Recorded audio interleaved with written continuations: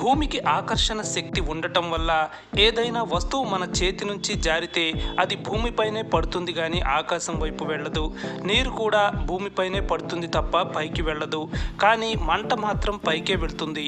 భూమిపై ఎక్కడ ఎలాంటి మంట వచ్చినా అది పైకే ఎగసి పడుతుంది తప్ప భూమి వైపు వెళ్ళదు.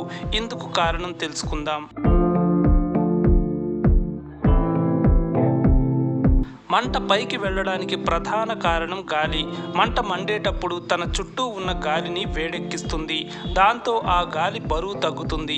తేలికైన గాలిపై భూమి ఆకర్షణ శక్తి తక్కువగా ఉంటుంది. దాంతో ఆ గాలి భూమి నుంచి దూరంగా పైకి వెళ్తుంది. అలా ఆ గాలి వెళ్ళగానే ఆ ప్రదేశంలోకి బరువైన గాలి వచ్చి చేరుతుంది. ఇది నిరంతరం జరుగుతూ ఉంటుంది. పైకి వెళ్ళే గాలి వేగం ఎక్కువగా ఉంటుంది. బరువైన గాలి వేగం తక్కువగా ఉంటుంది. మంట చుట్టూ ఉండే గాలి పైకి వెళ్తున్నప్పుడు దాని కారణంగా మంట కూడా పైకే వెళ్తుంది. అందుకే మంట ఎప్పుడూ పైకే వెళ్తుంది. పెద్దల సమక్షంలో విద్యార్థులు ఓ చిన్న ప్రయోగంతో దీన్ని చేసి చూడవచ్చు. ఓ కొవ్వొత్తిని వెలిగించినప్పుడు మంట పైకి వెళ్తుంది.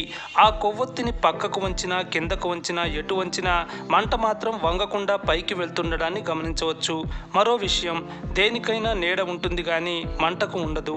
అందువల్ల కొవ్వొత్తి దాన్ని పట్టుకున్న వారి నీడ కనిపిస్తుంది కానీ మంట నీడ కనిపించదు. అందుకే వెలుతురు ఉన్న చోట చీకటి ఉండదు అంటారు.